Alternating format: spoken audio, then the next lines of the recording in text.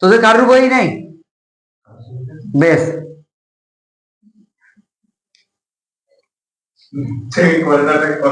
হয়েছে, শুরু হয়েছে। বেশ, আজকে আমরা পড়বো দা মডেল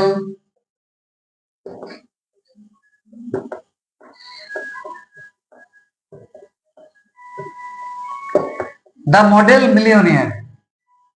এটা হচ্ছে আজকে আমাদের টপিক। এই যে নামটা আমি লিখলাম মডেল মিলিয়নিয়ার, এই যে মডেল শব্দটা এখানে ব্যবহার করা আছে, এই মডেল শব্দটার এখানে ডুয়াল মিনিং আছে, ডবল মানে আছে। এক নম্বর মডেল মানে কি? মডেল মানে ছবি আঁকার মডেল, সিনেমার মডেল, ফিল্মের মডেল, তাই না? আরেকটা মডেলের মানে কি, যে আমরা যখন কাউকে আইডিয়ালাইজ করি, হি ইজ মাই মডেল, এরকম ভাবে আমরা বলি না ইংরেজিটা। এখানে দুটো দুটো মানেই এখানে কিন্তু ক্যারি করছে। মানে একদিক থেকে সে যেমন মডেল, একদিক দিয়ে সে যেমন একটা আদর্শ ব্যক্তি, সেই মানেটাও এখানে ক্যারি করছে।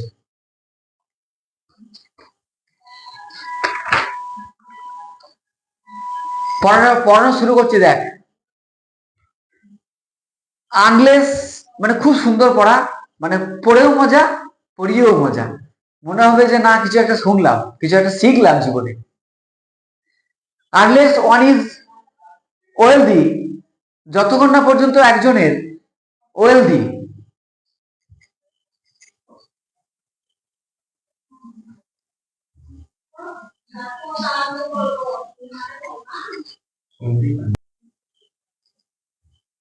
আচ্ছা কি বললাম? আনলেস ওয়ান ইজ ওয়েলদি, যতক্ষণ না পর্যন্ত একজনের সম্পদ থাকবে।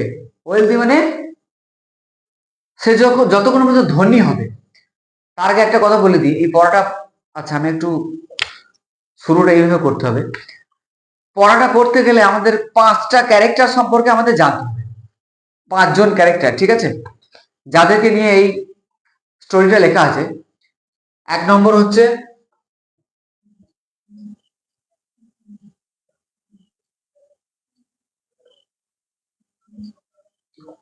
লরা মার্টন, 2 নম্বর হচ্ছে লরা মার্টনস ফাদার,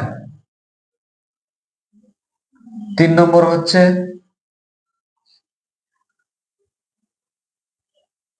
হিউই, 4 নম্বর ক্যারেক্টার হচ্ছে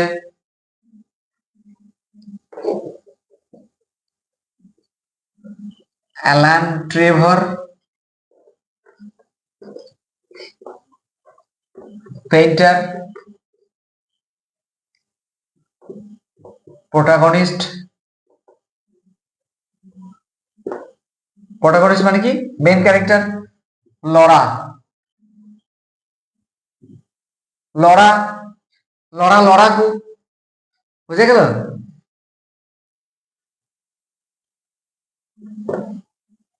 লাভার, সরি লাভার লিখলাম, বিলাভেড। কার বিলাভেড? না হিউইর, ঠিক আছে। আর একজন ক্যারেক্টার আছে, তার নাম হচ্ছে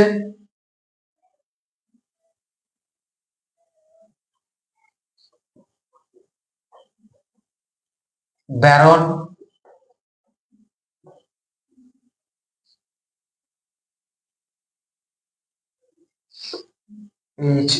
HAUSBERG, দ্য মডেল। এই হচ্ছে মডেল। তাহলে এই পড়াটা পড়তে গেলে আমাদের 5জন ক্যারেক্টারকে আগে জেনে নিতে হবে। কার সম্পর্কে? না মার্টন ফ্যামিলি। মার্টন ফ্যামিলিতে কে কে আছে? 2জন। এক হচ্ছে লরা, লরার ফাদার। 2 নম্বর হচ্ছে হিউই, কে? না লরার লাভার। 3 নম্বর হচ্ছে অ্যালান ট্রেভার, একজন পেইন্টার, নাম করা আর্টিস্ট। আর এই ব্যারন হাউসবার্গ, এ হচ্ছে ওই model.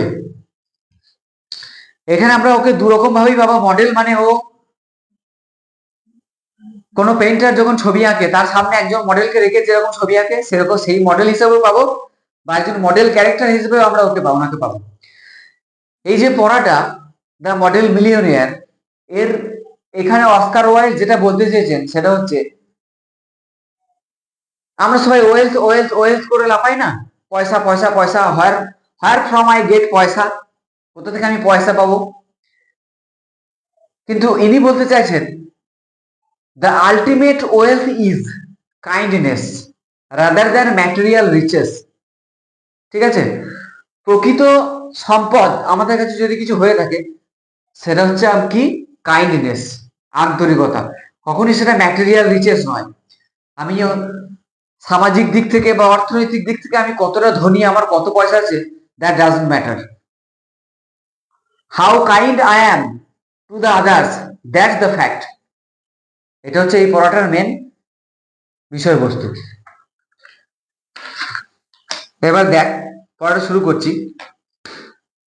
Unless one is wealthy, যতক্ষণ না পর্যন্ত একজন ধনবান হবে, there is no use in being a charming fellow. তোমার কাছে যদি অর্থ না থাকে তোমার সৌন্দর্যের কোনো দাম নেই। মানে পড়াটা কিন্তু খুব বাস্তবকে নিয়ে, বাস্তব ছুঁয়ে গেছে পড়াটা ভীষণ ভাবে। মানে বিশেষ করে তোরা যে এজে আছিস, তোদের এই যে ছেলেপিলেরা, পিলে বলাটা ভুলে গেল, তোদের এই যে ছেলে মেয়েরা, ঠিক আছে, এই সময় সব কি করে, ম্যাক্সিমাম জনা গেট টুগেদার হওয়ার চেষ্টা করে, কিন্তু এটা ঠিক না। সেই জন্য এই পড়াটা তোদের সিলেবাসে দেওয়া আছে, বিখ্যাত পড়া। আমার তো কি মানে, মানে পড়াটা পড়িয়ে যে আমি আনন্দ পাবো, তোরা মানে পড়েও সেই আনন্দটা পাবি না।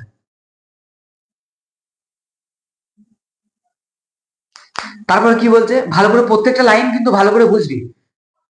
Unless one is wealthy there is no use in being charming fellow. Wealth যদি না থাকে, ওয়েলদি যদি আমরা না হই, আমার সৌন্দর্য, আমার বহির আবরণের কোনো দাম আমাদের কাছে নেই। Romance is the privilege of the rich. Romanticism এসো কাদের জন্য, এসো রিচরা করবে। প্রিভিলেজ মানে অ্যাডভান্টেজ। রোম্যান্টিসিজম, রোম্যান্স করা, এগুলো কারা করবে, যদি ওয়েলথ আছে। আমরা কেন করতে দেবো? আমাদের এখন এই সময় কি করা উচিত, আমাদের ভালো করে নিজের অনাটা তৈরি করে নিতে হবে। পড়াশোনা করে অনাটা বাড়িয়ে নাও, একটা মন পছন্দ জব করো, তারপরে দেখা যাবে। এই নিয়ে একটা বিখ্যাত, অমিতাভ বচ্চনের একটা বিখ্যাত গান আমার মনে পড়ে। গানের কথাগুলো হচ্ছে এরকম, बुजुर्गों ने फरमाया कि पैरों पे अपने खड़े होके दिखलाओ, फिर ये जमाना तुम्हारा है। মানে কি বলতে বলতো, তুমি শুধু একবার নিজের পায়ে খাড়া হয়ে দেখো, তারপর দেখবে পৃথিবীটা তোমার হাতের মুঠোয়। তার মানে কি বলতে বলছে, try something so that you can get a permanent income, it's better than anything else. এই সময় আমরা রোমান্টিসিজমে মোটেই যাব না। আর বিখ্যাত dramatist GB Shaw, Bernard Shaw বলেছেন যে romanticism is to evade the reality. আমরা যখনই প্রেমে পড়বো তখন আমরা কি করে যাব, বাস্তবকে ছেড়ে আমরা অনেক দূরে চলে, আমরা তখন ভাসতে থাকবো। সেই জন্য বলছে ভেসো না, মাটিতে থাকো। বুঝে গেল? রোমান্টিসিজম এসব কারা করবে, যাদের অলরেডি ওয়েলথ আছে। দ্য পুয়ার, আচ্ছা, the poor should be practical and prosaic. গরিবদেরকে কি বলছে, হে অত ভেসো না, মাটিতে থাকো। ভেসে কি করবে? It's better to have a permanent income than to be fascinating. Fascinating মানে কি, it's better to get a permanent income. মানে জীবনে প্রথম তুমি কি ডিসাইড করো বা কি করার টার্গেট নাও, যে permanent income. This is the first target of a man, maybe it's applicable for the women. কিন্তু যেহেতু আমরা পুরুষ শাসিত সমাজে এখন আছি, যেন আমাদেরকে তো we have to earn money any how. সেই জন্য কি বলছে, যে প্রথমে it's better to have permanent income, তুমি পার্মানেন্ট একটা ইনকামের ব্যবস্থা করো, দ্যাট টু বি ফ্যাসিনেটিং। এই ফ্যাসিনেটিং শব্দটা জানিস তো, পড়তে পড়তে হঠাৎ করে কি মনে হলো শব্দটা যে একটু গভীরে যায়। শব্দটা যখন গভীরে ঢুকলাম তখন ফ্যাসিনেটিং কথাটা মানে হচ্ছে কি জানিস তো, to control by the eye like a snake. মানে কি বললাম, যে সাপের চোখের মতো নিয়ন্ত্রণ করা। ঠিক আছে, আর একটা মানে কি হয়, যে it is a state, it is a conscious state of mind. Fascinating কথাটা মানে কি না, কনসাস, আমি কিন্তু আনকনসাস বলছি না, কনসাস স্টেট অফ মাইন্ড। আমরা কিন্তু সচেতন অবস্থাতেই থাকবো, এই নয় যে আমরা অসচেতন হয়ে যাচ্ছি বা অজ্ঞান হয়ে যাচ্ছি। Conscious state of mind in which a person loses his voluntary action. মানে মনের একটা এমন অবস্থা, যে অবস্থায় আমি আমার কর্মক্ষমতা হারিয়ে ফেলবো। ঠিক আছে, এবার সাপ, জানিস তো, স্নেক আই বলছে না, স্নেক আই। সাপ যখন শিকার ধরে, হ্যাঁ, সাপের তো চোখের তো পাতা নাই, এবার ওর সামনে যখন কোনো শিকার আসে, তখন ওই শিকারটা সাপের চোখের দিকে তাকিয়ে না, মানে ও পুরো নিশ্চল হয়ে যায়, ওর চলাফেরা করার ক্ষমতাও হারিয়ে ফেলে। সাপ তখন সহজেই শিকারটাকে করে ফেলে, মানে মেসমেরাইজ করে দেয়, হিপনোটাইজ করে দেয় ওর শিকারটাকে। বুঝতে পারছিস? তাহলে ওইখান থেকে ফ্যাসিনেটিং শব্দটা কি মজার শব্দ না? ফ্যাসিনেটিং মানে ওরকম সম্মোহীন হয়ে পড়ো না, তুমি বাস্তবে থাকো। These are the great truth of modern life. এটাই হচ্ছে এই মডার্ন লাইফের সবচেয়ে গ্রেট ট্রুথ বা প্রকৃত সত্য, which Hughie Erskine never realised. যেটা হিউই কখনোই বুঝতে পারতো না বা উপলব্ধি করতে পারতো না। Poor he poor Hughie, intellectually we must admit, he was not of much importance. মানে এখানে কি বলতে চাইছে, যে হিউইর কিন্তু ও খুব একটা ইন্টেলেকচুয়াল নয়। তাহলে we must admit he was not much, he was not of much importance. তার খুব একটা গুরুত্বও ছিল না। He never said a brilliant or even an ill natured thing in life. মানে কি করে বুঝবো যে ও ইন্টেলেকচুয়াল? যেমন আমাদের চন্দন, ওই ইংরেজিটা বলে দিয়েছিল, স্যার তাহলে এই উচ্চারণটা কি হবে? তার মানে no doubt he is intelligent, হ্যাঁ কি না? তাহলে এইখানে হিউই কোনো একটা ইন্টেলেকচুয়াল কথাও বলে না, যে বুঝতে পারবো যে হি হ্যাজ ইন্টেলেক্ট, বা কোনো খারাপ কিছুও বলে না, ordinary man.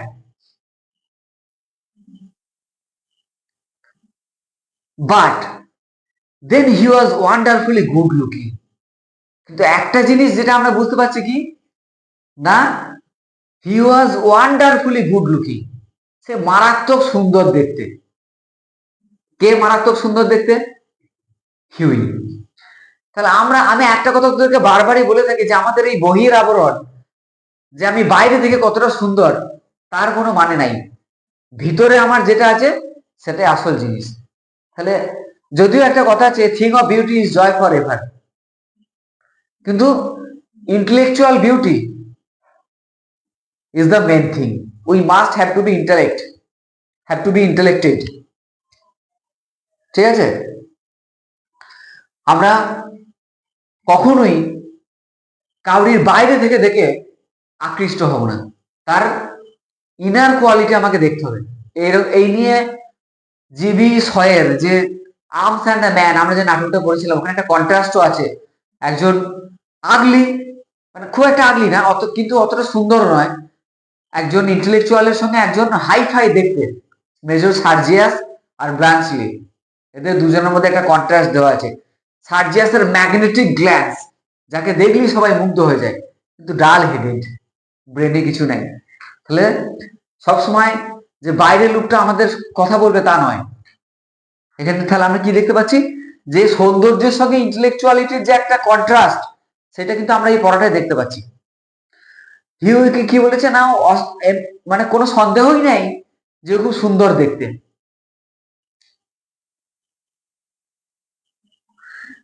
But then he was want, আচ্ছা, with his crisp brown hair, তার চুলগুলো মুচমুচে ব্রাউন বাদামি, with clear cut profile, profile মানে আউটলাইন, প্রোফাইলের সঠিক মানে বাংলা বলা খুব কঠিন। প্রোফাইল যে আমরা মানে কোনো কিছু যেটা যার বাইরে থেকে দেখে আপনি যেটা দেখি আর কি প্রোফাইল।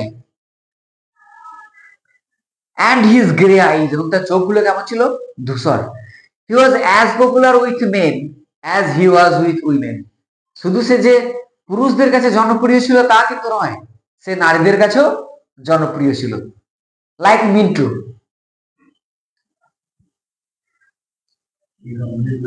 আচ্ছা, and he had every accomplishment. Accomplishment মানে ফুলফিলমেন্ট। অ্যাকমপ্লিশমেন্ট মানে কি? ফুলফিলমেন্ট মানে সে সবকিছুই করেছিল এক্সেপ্ট দ্যাট অফ মেকিং মানি।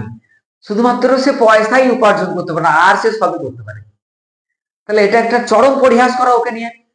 মানে সে ভালো খেলতে পারে অথচ গোল করতে পারে না। কিরকম প্লেয়ার সে? যে ভালো খেলবে সে গোল দিয়ে আসবে। তাহলে প্রথম কাজ আমরা কি করতে শিখবো? Earning money. একটা কথা আছে, আমরা গাইডে পড়েছিলাম, লার্ন টু আর্ন। শেখো কি করতে?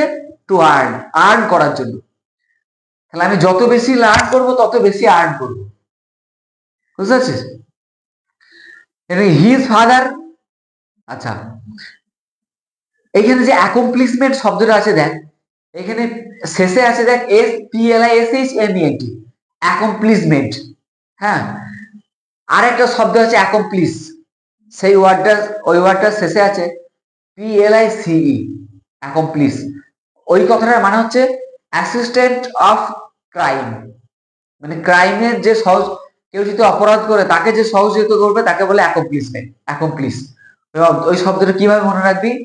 এই শব্দটাও অ্যাকমপ্লিশ, ওটাও অ্যাকমপ্লিশ, কিন্তু ওইটা আমি কি করে মনে রাখবো? ওর শেষে পুলিশ আসবে, অ্যাকমপ্লিশ PLIC, বুঝে গেল? An assistant of crime except that. আচ্ছা, সে কি করতে পারে? যে পয়সা ইনকাম ছাড়া সে সবকিছুই করতে পারে। মানে সব জানতে গামছা হলো হয়ে কোনো লাভ নাই, আরে রোজগার করতেছে। ঠিক আছে, এবার আমাদের কাছে ম্যাটার করে আমরা কিভাবে করব। কারণ যেহেতু আমাদের এখন সিট টাইম, আমরা এখন হাইলি অ্যাম্বিসিয়াস, সেই জন্য আমরা we must not be satisfied in trifling things. আমরা ছোটখাটো ব্যাপারে স্যাটিসফাই হব না। We must have insatiable nature. আমাদের নেচারটা এখন কিরকম থাকবে? না, আমরা কোনো কিছু অল্পতে সন্তুষ্ট হব না। ঠিক আছে, কিন্তু অ্যাম্বিশনটা হাই ফাই থাকুক, কিন্তু যেন ভল্টিং হয়ে না যায় ম্যাকবেথের মতো, খেয়াল রাখতে হবে। His father had bequeathed him his cavalry sword. তার বাবা তাকে দিয়েছিল, মানে উত্তরাধিকার সূত্রে সে পেয়েছিল বাবার কাছ থেকে কি? ক্যাভালরি সোর্ড, তার যে তরবারি। ক্যাভালরি বাহিনী মানে তখন তো আর এরকম মানে মিসাইল টিসাইল এসব তো ছিল না, তখন অশ্বারোহী বাহিনী, পদাতিক বাহিনী, তারপরে হস্তিবাহী, এরকম সৈন্য ছিল। ওর অশ্বারোহীর যে তরবারি ওর বাবার, সেই তরবারিটা ওকে ওর বাবা দিয়েছিল। আর কি দিয়েছিল? And a history of the peninsular war. Peninsular যে ওয়ার হয়েছিল, এই যুদ্ধটা কত সালে হয়েছিল? 1808, 1808 সালে। কাদের মধ্যে হয়েছিল? The fight was fought between France and England to expel Napoleon. নেপোলিয়ানকে এক্সপেল করার জন্য এই যুদ্ধটা লড়া হয়েছিল 1808-এ। Peninsular War in 15 volumes. 15 volumes, 15 খণ্ডের একটা পেনিনসুলার ওয়ারের বই তার বাবা ওকে দিয়ে দিয়েছিল। তাহলে আমরা কি বুঝতে পারছি? মানে ওর যে ফিনান্সিয়াল ব্যাকগ্রাউন্ডটা আমরা পেয়ে যাচ্ছি। বাবার কাছ থেকে কি পেয়েছে? একটা অশ্বারোহী বাহিনীর তরবারি আর কয়েকটা বই, যেগুলো হয়তো ওর কাছে কোনো কাজেই লাগবে না। তাহলে আমরা উত্তরাধিকারে যদি আমাদেরকে বিশাল কিছু দিয়ে যেত, আমরা যদি আম্বানি আদানি বাড়ির ছেলে হতাম, তাহলে আমাদেরকে এইসব নিয়ে ভাবতে হতো না। চলো, রোম্যান্স অ্যান্ড রোম্যান্স, মজাই মজা, তাই না?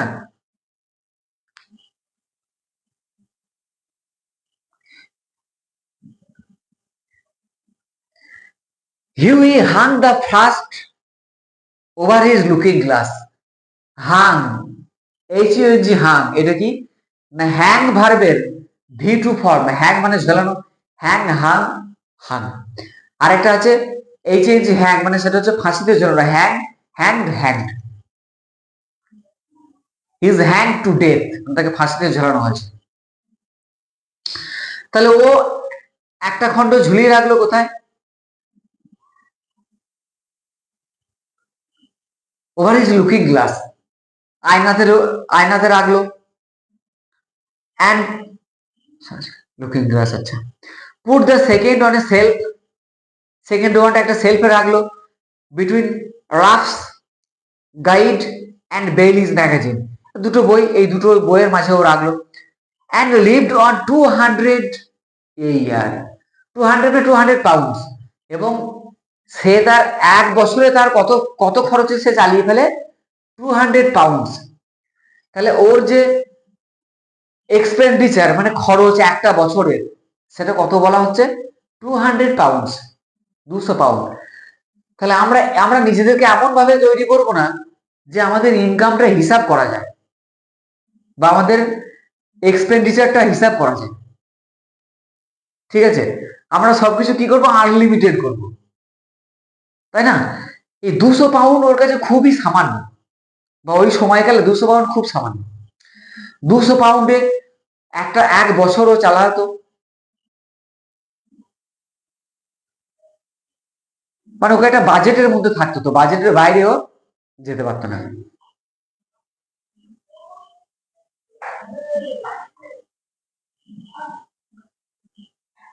That an old aunt allowed him, যেটা আবার তাকে কে দিত? অ্যান ওল্ড আন্ট, একজন বৃদ্ধা আন্ট তাকে দিত। হি হ্যাড ট্রাইড এভরিথিং, সমস্ত কিছু সে চেষ্টা করেছে। হি হ্যাড গান on the stock exchange for 6 months, 6 মাসের জন্য স্টক স্টক মার্কেটেও কাজ করেছে। স্টক মার্কেট মানে শেয়ার মার্কেট, শেয়ার মার্কেটেও 6 মাস কাজ করেছে। But what was A butterfly to do এবং বুলস অ্যান্ড বিয়ার্স, যেখানে বুলস অ্যান্ড বিয়ার্স এর সেখানে একটা প্রজাপতি কি করবে? মানে ও এই বুলস অ্যান্ড বিয়ার্স, স্টক মার্কেটে যখন bulls and bears, bulls symbolise rising of the market and bear symbolise falling of the market. হ্যাঁ, সেই জন্য বলছে এই বুলস অ্যান্ড বিয়ার্সদের কাছে একটা প্রজাপতির কোনো কাজ নেই, মানে ও এই ব্যাপারে কিচ্ছু জানে না, অতএব ও এখান থেকে কিছু, এই ফিল্ড থেকে ও কিছু করতে পারবে না। He had been a tea merchant for a little longer, কিছুদিন ধরে চায়ের ব্যবসা করেছিল। But had soon tired of pekoe and souchong, এগুলো এক ধরনের চায়ের নাম। হ্যাঁ, কিন্তু এই চা বিক্রি করতে করতে ও ক্লান্ত হয়ে গেছে, তার ফলে চায়ের ব্যবসাও এখন আর করে না। Then he had tried selling dry sherry, তারপরে ড্রাই সেরি বিক্রি করা শুরু করেছিল। That did not answer, the sherry was a little too dry, এই ব্যবসাটাও তার কাছে চললো না, কারণ সেরিগুলো ছিল খুব টু লিটিল ড্রাই, মানে এই ব্যবসাটাতেও সে কিছু করতে পারেনি। আলটিমেটলি হি বিকেম নাথিং, শেষমেশ সে কিছুই হতে পারলো না বা কিছুই করতে পারলো না। এ ডিলাইটফুল,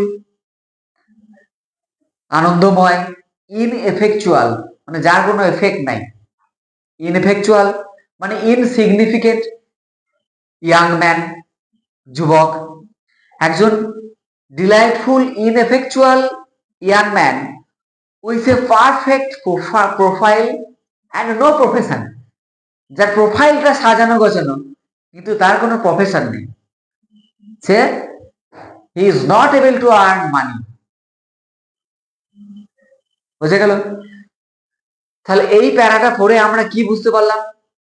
যে আমাদের প্রথম টার্গেট হচ্ছে আমাদের we have to fulfill our dream to make money, to earn uncountable amount of money or huge money।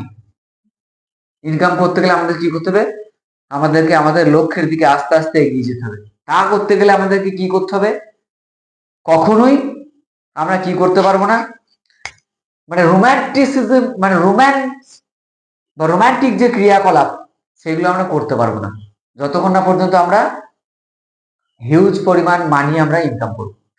কারণ কি, আমি যদি, তোরা এখন ধর 11-এ পড়িস, এই সময় যদি আমরা ওইসব দিকে চলে যাই, আমার পকেটে তো পয়সা নেই, তাহলে যেটা মানে প্রচন্ড একটা খারাপ জিনিস হয়ে যাবে। সেই জন্য বাবা ওইসব পড়ে থাক, পড়া কর, যা করলে কাজ হবে তাই কর, ঠিক আছে। টু মেক ম্যাটার ওয়ার্স, এই ব্যাপারটাকে আরো খারাপ করার জন্য, একে তো ওর কন্ডিশন খুবই খারাপ, কোন রকমে ওর দিন যাপন হচ্ছে 200 পাউন্ড এক বছরে, সেই অবস্থাতে ব্যাপারটাকে আরো খারাপ করতে সে কি করেছিল, হি ওয়াজ ইন লাভ, সে প্রেমে পড়লো।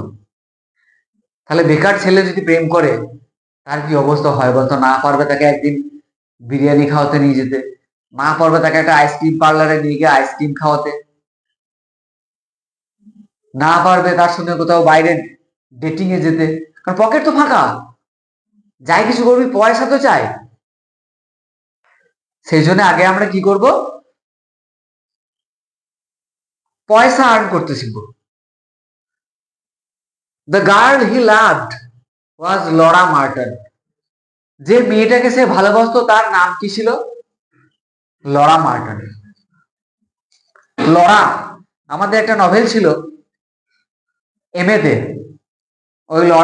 ওই এমএ মানে নভেলটার নাম ছিল দ্য গ্লাস মিনেজারি, মানে কাঁচের চিড়িয়াখানা।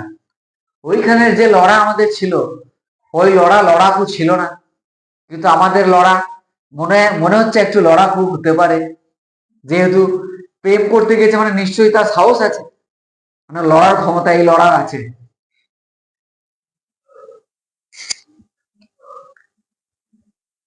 লড়াকে the daughter of a retired colonel, তাহলে পরীক্ষায় যদি পড়ে হু ইজ লরাজ ফাদার বা হোয়াট ইজ লরাজ ফাদার, তাহলে Laura's father is a retired colonel. হ্যাঁ,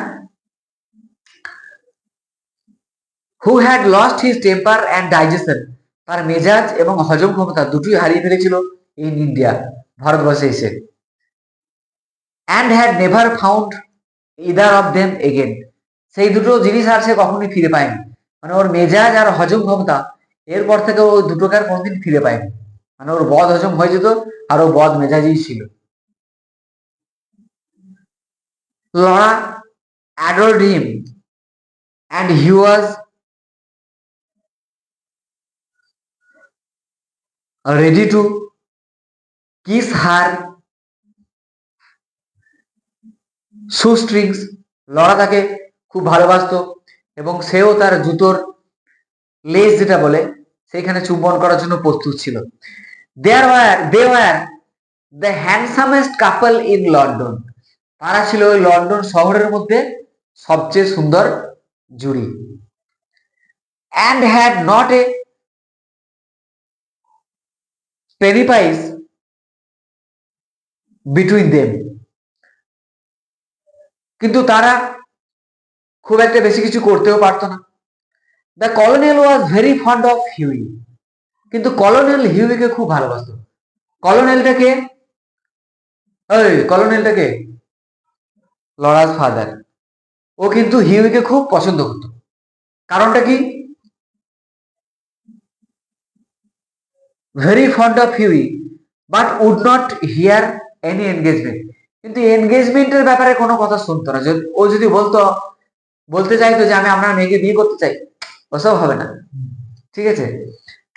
বলছে ওর বাবা কি বলতো, come to me my boy when you have got 10,000 pounds of your own, আমার কাছে তুমি তখন আসবে বিয়ের প্রস্তাব নিয়ে, হোয়েন ইউ হ্যাভ 10,000 pounds, যখন তোমার কাছে 10,000 পাউন্ড থাকবে তুমি এসো, আমি আমার মেয়ের সঙ্গে তোমার বিয়ে দেবো। তাহলে কন্ডিশন দিয়ে দিল। দেখ এই কন্ডিশন কত সাল থেকে চলছে, কত সালে লিখেছেন অস্কার ওয়াইল্ড এটা, তাহলে আমরা কত পরে 1854, মানে ধর 19th সেঞ্চুরির শেষের দিকে ধর হয়তো এটা লিখেছেন, তখন থেকেই কিন্তু এটা চলছে। তাহলে কি বললো? কারণ সবাই চায় সেফটি অ্যান্ড সিকিউরিটি, তাই নয় কি?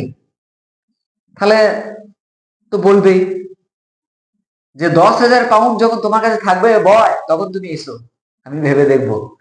কিন্তু ও খুব ভালোবাসতো হিউইকে, কারণ হি হ্যাড এক্সট্রাঅর্ডিনারি বিউটি। এটা মানতেই হবে যে ওর প্রচন্ড সৌন্দর্য ছিল, এই কথা অস্বীকার করার কোনো উপায় আমাদের নেই, কারণ বারবারই সেই কথাটার উল্লেখ আমরা পাচ্ছি। তাহলে আমরা কি করবো? আমরা কি বুঝতে পারছি?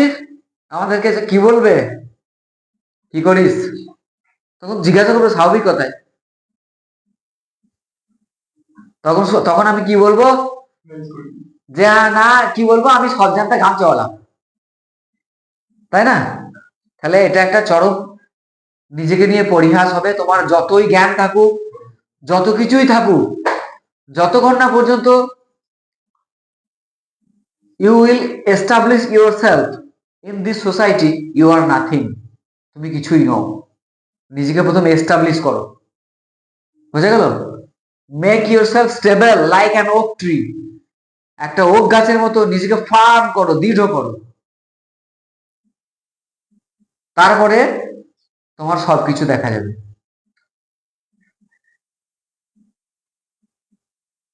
আচ্ছা, সে কি বলতো? And we will see about it. তোমার কাছে যখন 10,000 পাউন্ড থাকবে, তখন তোমরা আসবে, তখন তুমি আসবে, আমি এই ব্যাপারটা নিয়ে দেখবো। হি ইউজ টু সে, তিনি বলতেন। And he looked very glam. Glam মানে গ্লুমি, এবং হিউইকে খুব বিষণ্ণ দেখাতো। অন দোজ ডেজ, ওই দিনগুলিতে। And had to go Laura for consolation, এবং লরার কাছে সান্ত্বনার জন্য যেত। কি বলতো? লরা বলতো তোমার বাবা মাকে এই বললো, আমি কি করবো? তাহলে লরাও কিন্তু দেখেছিস একটা জিনিস এখানে পাচ্ছি, ও কিন্তু ওকে জাস্ট সান্ত্বনাই দিচ্ছে। ওয়ান মর্নিং, এক সকালে, as he was on his way to Holland Park, যখন সে হল্যান্ড পার্কের দিকে যাচ্ছিল, কে যাচ্ছিল? Hughie. Where the Mertons lived, যেখানে মাটনটা থাকতো। প্রশ্ন আসতেই পারে, হোয়ার দ্য মাটনস লিভ, না Holland Park. He dropped into he dropped into see a great friend of his. তার একটা খুব ভালো বন্ধু ওখানে ছিল। ওই পথেই যাওয়ার পথেই তার বন্ধুর বাড়ি পড়ে, বন্ধুর সঙ্গে দেখা করতে গেল। বন্ধুর নাম কি? Alan Trevor. অ্যালান ট্রেভর কে? ফেমাস পেইন্টার, একজন বিখ্যাত চিত্রশিল্পী। এখানে বলাই আছে Trevor was a painter. Trevor ছিলেন একজন painter. Indeed few people escape that nowadays. খুব কমের ভাগ লোকই এখন এইখান থেকে এই পেশাটাকে এড়িয়ে যায় বা অবহেলা করে। মানে ম্যাক্সিমাম জনাই যে পেইন্টিং এর প্রতি যে একটা তাদের ঝোঁক, সেটা আমরা মানে বুঝতে পারছি। But he was also an artist, কিন্তু তিনি একজন আর্টিস্টও ছিলেন। And artist are rather rare, আর্টিস্টরা বরং খুবই দুর্লভ। Personally he was a strange rough fellow with freckle face. আচ্ছা দেখ, এবার এই যে এইখানটা বিবরণটা দিচ্ছে অ্যালান ট্রেভরের, কি বলছে? যে personally he was a strange rough fellow. Strange মানে অদ্ভুত ধরনের, রাফ মানে অমসৃণ, ফেলো, এই ফেলো, চ্যাট, ল্যাড, এইসব কথাগুলোর মানে আমরা ইংরেজিতে বলবো না, মানে বাংলা কোনো ফেলো ফেলোই থাকবে। তিনি ছিলেন একজন অদ্ভুত ধরনের, মানে একটু রুক্ষ বলতে পারি, সেখানে অমসৃণ তো বলা যাবে না, ফেলো উইথ ফ্রেকেল ফেস। ফ্রেকেল ফেসটা কি না, দেখবি ফরেনারদের স্কিনটা একটু আমাদের চেয়ে অন্যরকম। আমাদের স্কিন কিন্তু খুব সুন্দর, ফরেনারদের স্কিন কিন্তু এত সুন্দর নয়। ওদের স্কিনে দেখবি একদম জমাট বাঁধা বাঁধা মুখ কিরকম একটা থাকে, ওর মুখে ওরকম ছিল। And a red ragged beard, এবং ওর লাল খোঁচা খোঁচা দাড়ি। ওরা তো মানে ফরেনাররা তো, ইউরোপিয়ানরা সাধারণত রেডই হয়, রেড, হোয়াইট। এবার ওদের স্কিনের কালারের জন্য ওদের দাড়িগুলো অনেকের রেডিশ হয়, লাল। খোঁচা খোঁচা দাড়ি। Personally he was, oh sorry, however when he took up the brush he was a real master, কিন্তু যখন সে একবার তুলি ধরে তখন সে একদম প্রকৃত একজন মাস্টার। মাস্টার মানে কি, ওর আর্টের ও master. and his pictures were eagerly sought after, এবং সবাই তার পিকচার নেওয়ার জন্য খুব উদ্গ্রীব হয়ে থাকতো, মানে ওর পিকচার সবাই নিতে চাইতো, এত ওর ডিমান্ড ছিল।